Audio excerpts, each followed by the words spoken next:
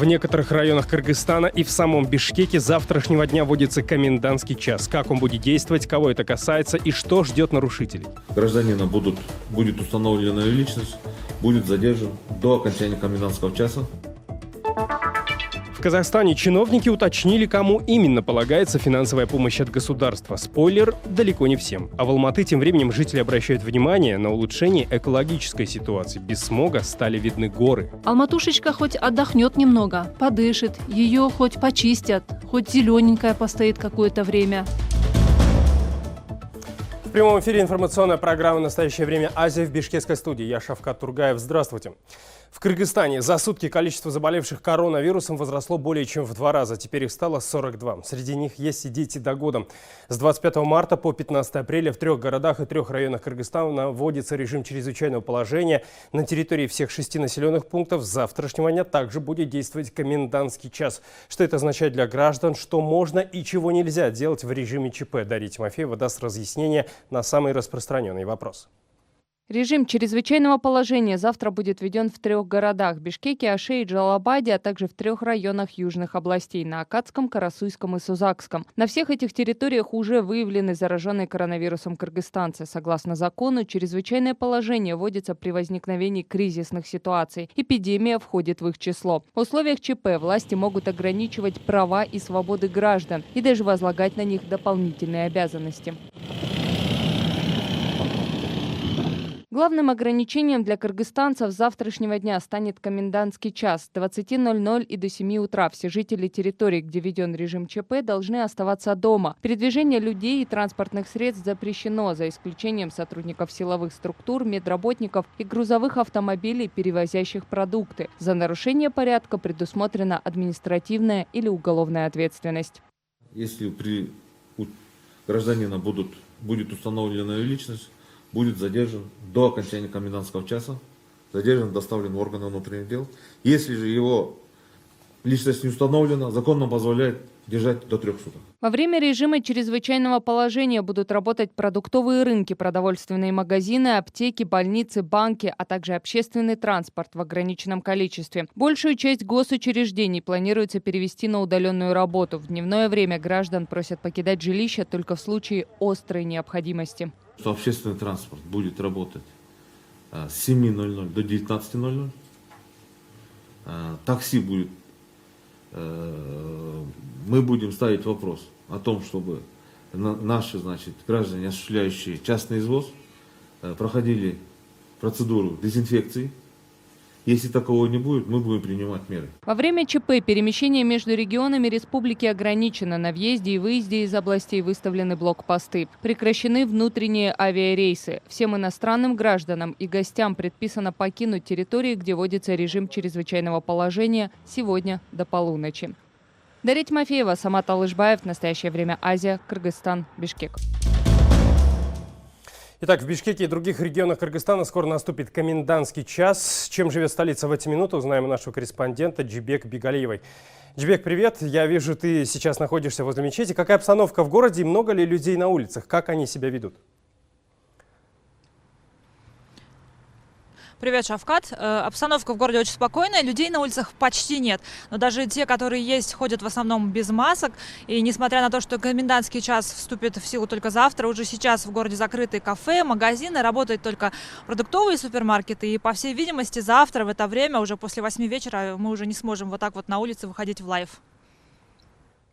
Джибек, сегодня выявили сразу 26 зараженных коронавирусом. Есть информация, что медикам не выдают средства защиты. Многие покупают их за свой счет.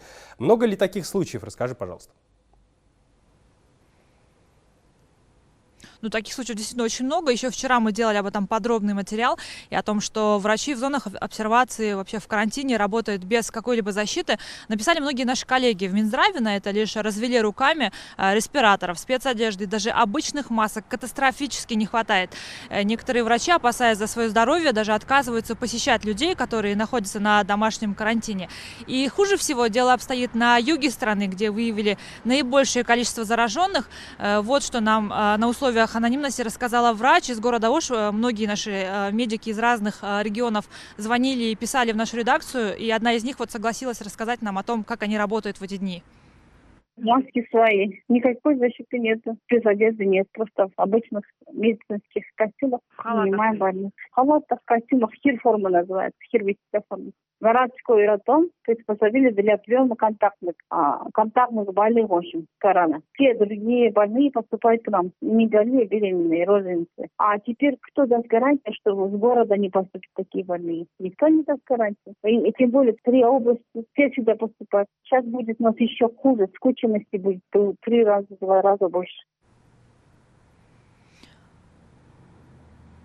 А еще врач нам рассказала, что сегодня в больнице, в которой она работает, медперсонал скидывался по 150 сомов, чтобы закупить защитные очки. Многие врачи, неудивительно, что они спрашивают, куда одевались миллионы, которые международные доноры и бизнесмены пожертвовали в фонд борьбы с коронавирусом, который открыли власти. И вообще эксперты говорят о том, что вспышка коронавируса обнажила многие проблемы не только в сфере здравоохранения, которая, по их мнению, нуждается в кардинальных реформах, но и, например, там, во всех остальных правоохранительной системе или еще каких-то других. Потому что мы говорили много и о том, что и милиционеры нуждаются в какой-то защите их здоровья. И в эти дни много-много говорится об этом и в социальных сетях, и журналисты поднимает вопрос, но какого-то решения этой проблемы мы пока не увидели. Путей решения проблемы никто пока не предлагает. Шавкат? Большое спасибо. Я напомню, это была наш корреспондент Джибек Бигалеева, которая рассказывала о том, чем живет страна и Бишкек в частности накануне комендантского часа. Еще одно крупное спортивное мероприятие. Летние Олимпийские игры в Токио перенесут на 2021 год из-за коронавируса. Такое решение принял Международный Олимпийский комитет.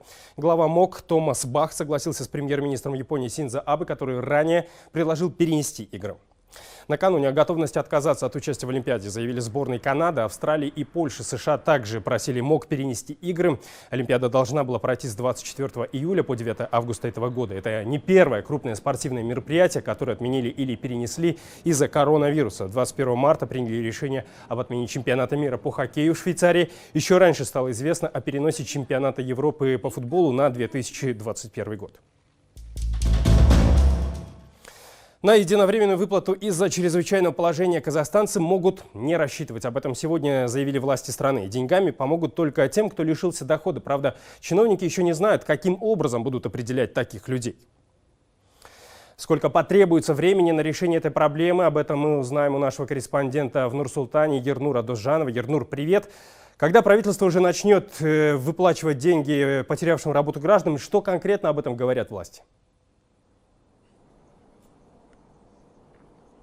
Привет, Шавкат. После вчерашнего заявления президента казахстанцы сегодня массово закидали госорганы вопросами, кто же может рассчитывать на выплату этих пособий. Но власти сами в неведении. Как сообщает министр информации и общественного развития страны Даурен Абаев, механизмов сейчас попросту нет. Когда их сформируют, тоже не ясно. Поэтому потерявшим работу гражданам страны остается только сидеть дома и ждать дальнейших действий и, конечно же, реакции властей. К слову, если вспомнить недавний скандал вокруг адресной социальной помощи, тогда, напомню, люди подделывали документы, эффективно разводили, чтобы получить деньги, то возникает резонный вопрос. На этот раз получат ли деньги действительно нуждающиеся и не разворуют ли деньги на местах. Ну а чего точно не будет в стране, как сообщил Даурен Абаев, то это единовременной выплаты населению по примеру других стран. Такую меру министр называет просто популизмом.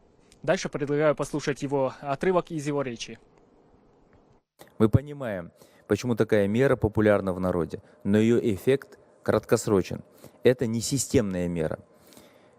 Задача, которую ставит президент, это дать толчок деловой активности, укрепить бизнес, создать новые рабочие места. Ернур, ну и не могу не спросить о ситуации с эпидемией коронавируса на эту минуту в Казахстане. Принимаются ли новые ограничительные меры в стране?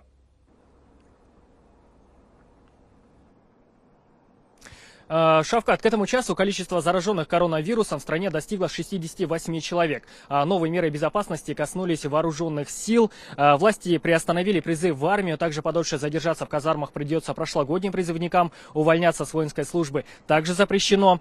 А вот долгожданные экспресс-тесты, как сообщил сегодня Даурен Абаев, на коронавирус должны завести в Казахстан уже на следующей неделе. Свыше 260 тысяч единиц. Обследоваться население будет бесплатно. Также Даурен Абаев рассказал о состоянии зараженных наших граждан Казахстана, которые находятся сейчас за рубежом. Предлагаю послушать его речь далее.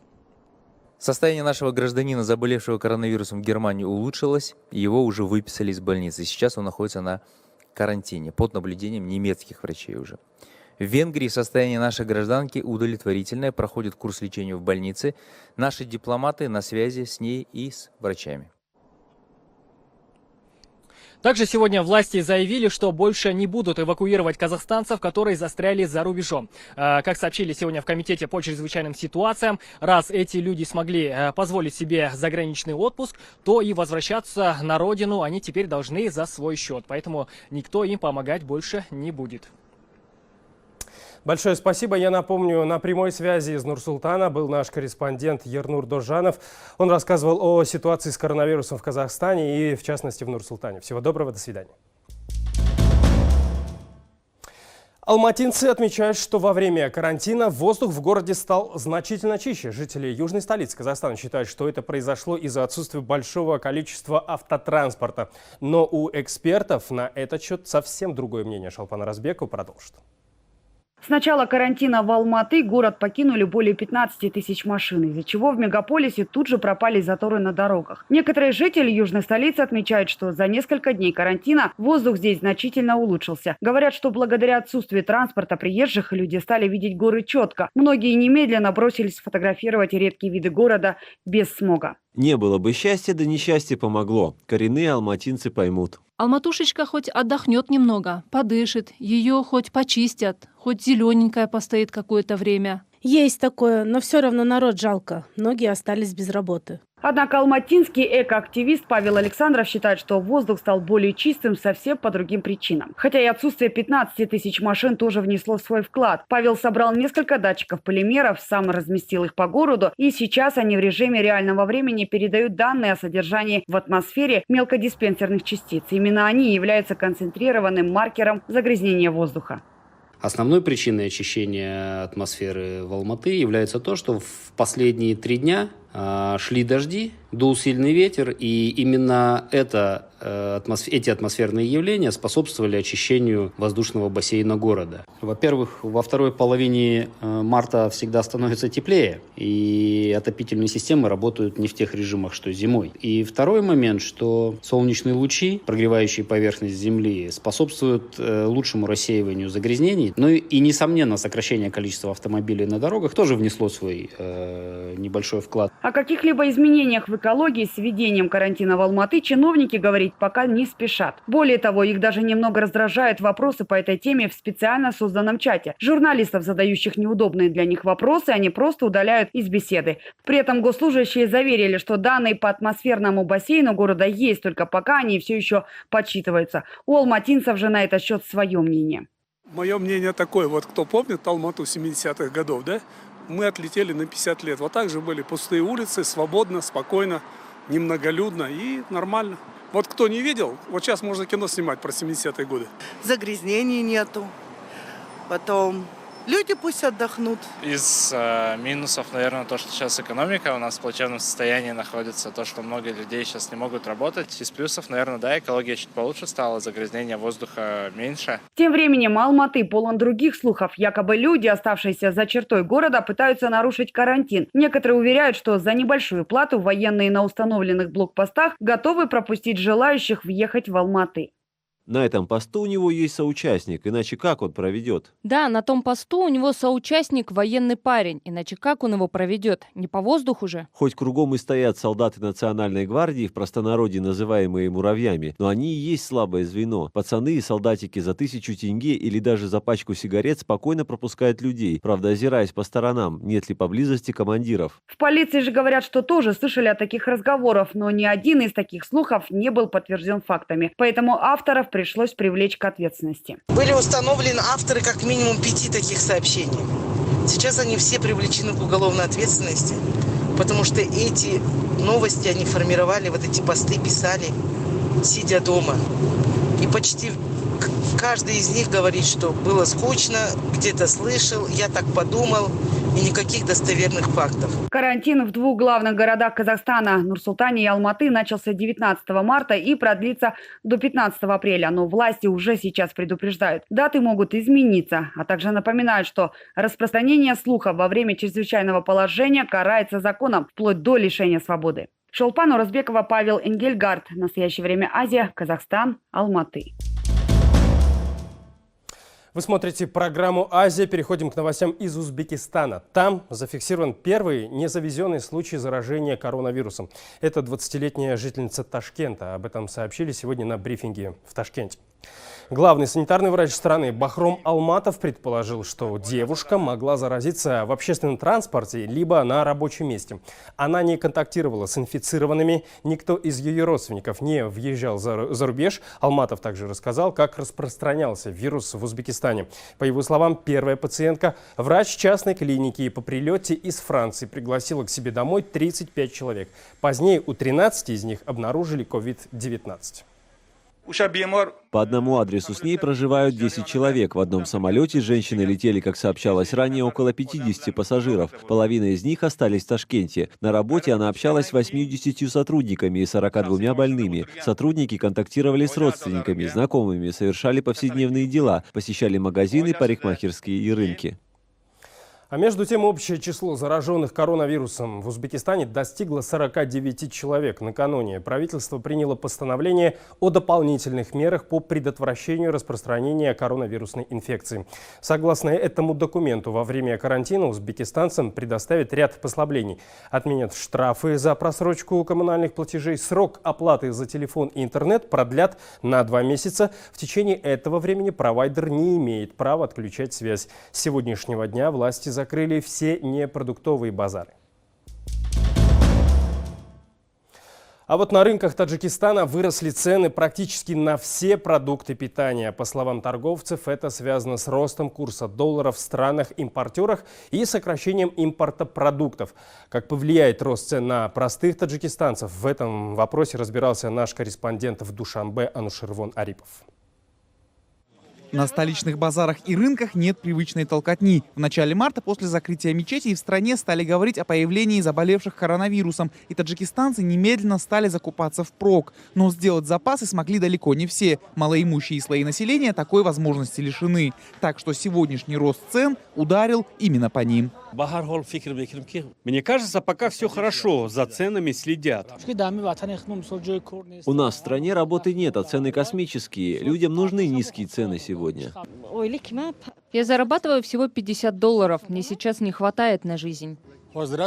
Да нормально сегодня все. Дорогая еда. У меня 3 с инвалидностью в семье и 1 кормилец, поэтому цены для меня сейчас высокие. Пусть снизят их, чтобы жить было легче.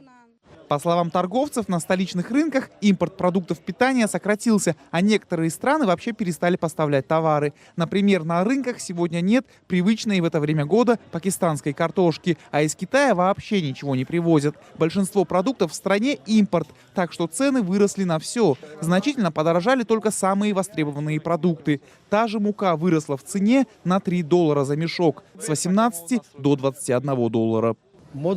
Нам в основном картофель завозили из Пакистана, Кыргызстана и России. Первые 2 страны вообще прекратили поставки, поэтому цены выросли. Рост курса доллара также отразился на ценах товаров, завозимых из центральноазиатских стран. В самом Таджикистане снижение курса сомони по сравнению с соседями-импортерами незначительное, всего 5%. Так что, говорят рыночные торговцы, продукты питания могли подорожать еще больше, но заранее сделанные запасы не дали этому произойти.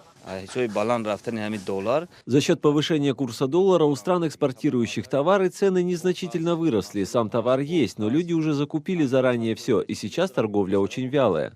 Торговцы считают, что если в стране все же появятся больные коронавирусом, то стоит ждать значительного повышения цен. Конечно, если в рыночный процесс не вмешаются власти. Анушервон Арипов, Насим Исамов. Настоящее время Азия. Мы продолжаем нашу программу. В России из-за коронавируса мигранты застряли в центрах временного содержания иностранных граждан, так называемых ЦУФСИГах. Если раньше уехать по тем или иным причинам не могли единицы, то сегодня речь идет о сотнях людей в депортационных тюрьмах. Подробности у Арслана Мударисова. Правозащитники и родственники мигрантов бьют тревогу. Сотни людей застряли в переполненных депортационных центрах. И выехать нет никакой возможности, границы закрыты. Фактически за административные правонарушения люди будут вынуждены сидеть в тюрьме неизвестно сколько. Сестра Фируза уже месяц находится в Сувсиге. Родственники не знают, как быть, на свободу ее не выпускают. Чиновники тянули до последнего. Семья давно купила бы ей билет за свой счет, но бюрократическая волокита не позволила этого сделать. Уехать на родину путем депортации тоже нельзя, ничего не летает. Теперь же все будет зависеть от того, когда закончится эпидемия. Родственники очень переживают о здоровье девушки. Можно было просто им разрешить купить билет, и они уехали бы домой, смысла не было их держать там. У нее там дети маленькие, она оставила их родителям, они там очень переживают. Правозащитники сообщают о сотнях мигрантов в схожей ситуации, и это не только в Московской области. Небольшую группу недавно даже пытались вывести, но все без толку. Самолет так и не предоставили. А вот подхватили ли они какой-либо вирус в аэропорту, будет известно только через 2 недели. Люди обязаны ждать своей участи, пока не закончится карантин. Ни откроются границы, не будет регулярных рейсов. Минимум до 1 мая, получается, эти люди будут сидеть и ждать своей очереди. Вот и все. В самом Сувсиге о сложившейся ситуации отвечают сухо и без каких-либо подробностей, так как, судя по всему, и сами не понимают, изменится ли что-то и когда. Выдворение возложено на службу судебных приставов. Мы только содержим и документируем. Кому-то удается уезжать или нет? В последнее время? Пока нет. А сколько это продлится, не знаете? Люди в патовой ситуации. С одной стороны, они имеют право на возвращение домой. Их должны выслать из России максимально быстро. С другой стороны, сделать этого не могут. Как итог, заключение, по сути, тюремное. И, как уверяют эксперты, вряд ли кто-то в ближайшее время вообще озаботится судьбами этих людей. За исключением родственников и правозащитников. Руслан Мударисов, специально для программы «Настоящее время Азия», Россия, Москва. COVID-19 – инфекционное заболевание, вызванное недавно открытым коронавирусом. Всемирная организация здравоохранения объясняет, а мы показываем, как распространяется COVID-19 и как от него защититься. Смотрим. Как распространяется COVID-19 и как от него защититься. COVID-19 – инфекционное заболевание, вызванное недавно открытым коронавирусом, впервые поражающим человека. Заболевание может передаваться от человека к человеку через мелкие капли, выделяемые из носа или рта больного COVID-19 при кашле или чихании. Капли могут попасть в рот и нос человека, находящегося вблизи. Эти капли слишком тяжелы, чтобы переноситься на большие расстояния. Они отлетают примерно на 1 метр и быстро оседают на поверхности. Поэтому от человека к человеку вирус передается в основном при близком контакте. Длительность выживания вируса на поверхностях пока точно не установлена. Поэтому следует часто обрабатывать поверхности, особенно если они находятся вблизи людей, зараженных COVID-19. Руки касаются многих поверхностей, и на них может попасть вирус. Не трогайте глаза, нос и рот. Руки могут перенести вирусные частицы с зараженных поверхностей в ваш организм. При кашле или чихании прикрывайте рот или нос сгибом локтя или одноразовой салфеткой. Использованную салфетку нужно сразу же выбросить в закрывающуюся урну.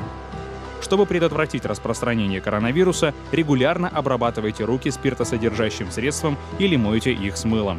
Это убьет вирус, если он попал на ваши руки. Заботьтесь о своем здоровье и предотвращайте распространение COVID-19.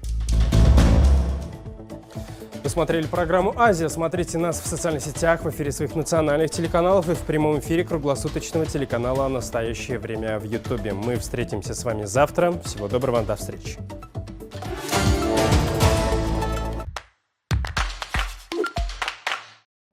Во-первых, воздух начнем с малого. Ни одной котельни, ни одного завода, ничего. То бишь для детей вообще шик. Видоны, как бы, естественно, вид. В совокупности получилось.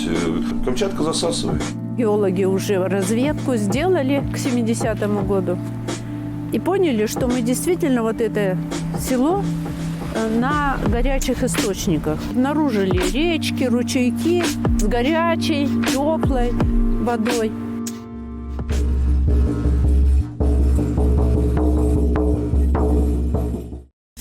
Смерть придет неожиданно. Царство небесное, свежая могила. Она умерла. Они все еще помнят смерть.